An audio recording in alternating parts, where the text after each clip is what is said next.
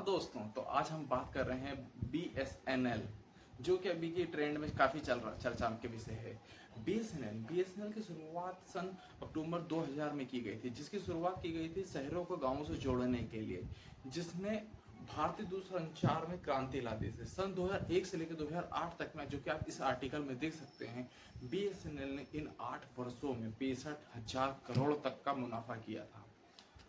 तो क्या कारण हो सकता है 8 वर्षों में 65,000 करोड़ कमाने वाली दूरसंचार कंपनी का एकदम से डूब जाना? तो हमारे सामने पहला कारण द इकोनॉमिक्स टाइम के इस आर्टिकल से नजर आ रहा है।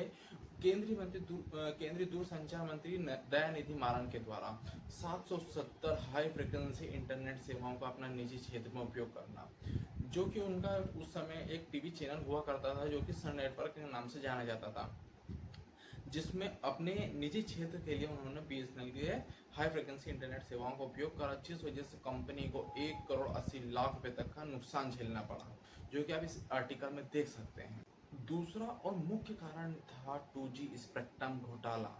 2G स्पेक्ट्रम घोटाला द हिंदू के आर्टिकल के हम माने तो 2G स्पेक्ट्रम घोटाला मनमोहन सरकार के दूसरे कार्यकाल में हुआ था, जिसमें 2G की नीलामी होनी थी, परंतु 2G की नीलामी की जगह उन्होंने अब 122 कंपनियों को आवंटन के लिए 30,984 करोड़ रुपए दिए, जो कि उनकी खुद की ही निजी व परिजनों की कंपनी थी, जिस वजह से सरकार को व BSNL को 1,76,000 करोड़ तक का नुकसान झेलना पड़ा। 2G स्पेक्ट्रम घोटाले के मुख्य आरोपी थे उस समय के केंद्रीय दूरसंचार मंत्री ए राजा, जो कि यूपी ही सरकार के। तीसरा और मुख्य कारण था रिलायंस जियो का भारतीय टेलीकॉम मार्केट में आना। जी हाँ, रिलायंस जियो ने 2017 में भारतीय टेलीकॉम मार्केट में कदम रखने के साथ साथ संपूर्ण भारत में 4G सेवाओं को लागू किया, जो कि पूर्णतः मुफ्त थी, परंतु इसमें एक शर्त थी, जो कि शर्त थी कि यह सेवा केवल उन्हीं ग्राहकों को दी जाएगी जो स्वयं जियो के ग्राहक होंगे, जिस वजह से भारी मात्राओं में जो BSNL से परेशान थे, BSNL की सेवाओं से, BSNL के कर्मचारियों से परेशान लोग थे, उन्होंने भारी मात्राओं में BSNL से जियो में पोर्ट करवाया, जिस वजह से BSNL को भारी मात्रा में नुकसान हुआ, जिस वजह से BSNL का डूबना, डाउनफॉल लगातार बना रहा। ये तीनों ही कारण अपने आप में बहुत अहम भूमिका निभाते हैं BSNL को बर्बाद करने में। परंतु हमें BSNL को सपोर्ट क्यों करना चाहिए? जैसा कि हम देख रहे हैं, इंडियन मार्केट में आज के दौर में केवल 3 ही कंपनी बची हैं, जियो, VI जो कि एक मर्ज कंपनी है वोडाफोन आइडिया की, तीसरी है एयरटेल। तीनों ही कंपनी को हम देख रहे हैं, अब ये मनमाने दाम पे हमें इंटरनेट सेवाएं व फोन कॉल्स की सेवाएं दे रहे हैं। जिस कंपनी को जो मन पड़ता है उस दाम पे वो इंटरनेट सेवाएं दे रही है। क्यों? क्योंकि भारत में इंटरनेट के लिए हम बहुत ऑप्शन है ही नहीं। केवल भारत में 3 ही नेटवर्क जिंदा हैं, जिस वजह से ये तीनों ही प्राइवेट कंपनी अपने मनमाने दाम पर इंटरनेट सेवाएं दे रही हैं। इसे रोकने के लिए हमें BSNL को सपोर्ट करना होगा।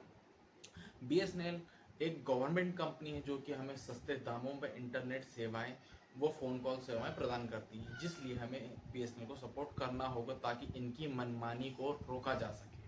हमारे सामने ये सवाल आता है कि क्या इतने सारे घोटाले, इतनी सारी प्रॉब्लम्स के बाद भी क्या BSNL इंडियन मार्केट में लौट पाएगी? तो जवाब है हाँ।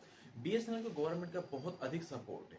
जैसा कि आप इस बिजनेस टुडे के आर्टिकल में पढ़ सकते हैं कि इंडियन गवर्नमेंट ने BSNL के रिवाइवल के लिए यानी पुनरुत्थान के लिए 90,000 करोड़ का अलॉट किया था, जिसको बढ़ाकर 2,10,000 करोड़ कर दिया गया है। जी हाँ, BSNL को गवर्नमेंट की तरफ से 2,10,000 करोड़ का पुनरुत्थान अलॉट किया गया था, जिसके लिए BSNL में कई सारी सेवाएं उपलब्ध कराई जाएंगी, जिससे BSNL इंडियन मार्केट में दोबारा से चल सके। दूसरा सबसे बड़ा कारण है BSNL के टाटा के साथ डील। अब टाटा है तो विश्वास है। जी हाँ सर, रतन टाटा की कंपनी TCS के साथ BSNL के 15,000 करोड़ की डील फाइनल हुई है। आप हिंदुस्तान टाइम्स के इस आर्टिकल में देख सकते हैं कि BSNL ने रतन टाटा की TCS के साथ एक कॉन्ट्रैक्ट करार करा है, जिसमें सन 2024 में BSNL 4G सेवाओं को भारत में लागू करेगा और सन 2025 में अपने 5G सेवाओं को लागू करेगा। अब टाटा है तो विश्वास है। जी हाँ, BSNL बाउंस बैक करने वाला है इंडियन टेलीकॉम मार्केट में, और BSNL बहुत ही अच्छे पैकेज, बहुत ही अच्छी सुविधाएं, बहुत ही अच्छे इंटरनेट सेवाएं लेके इंडियन मार्केट में दोबारा से आने वाला है। तीसरा और मुख्य कारण है जनता का सपोर्ट। जी हाँ, जैसे कि आप इस आर्टिकल में देख रहे हैं कि रिलायंस जियो, एयरटेल व वीआई की बढ़ती कीमतों की वजह से जनता में एक आक्रोश सा आ गया है, जिस वजह से वो एक ट्रेंड सा चला रहे हैं जिसमें बायकट जियो, बायकट एयरटेल, बायकट वीआई सा एक ट्रेंड चल रहा है। और भी उसमें एक ट्रेंड चल रहा है कि बीएसएनएल की घर वापसी। जी हाँ, जिस वजह से जनता के सपोर्ट की वजह से बीएसएनएल को 1,70,000 से भी अधिक कस्टमर बीते महीने में प्राप्त हुए हैं, जिस वजह से कहा जा सकता है कि बीएसएनएल बाउंस बैक कर सकता है। और अगर आपको ये वीडियो पसंद आई हो तो लाइक करें, सब्सक्राइब करें। तब तक के लिए धन्यवाद।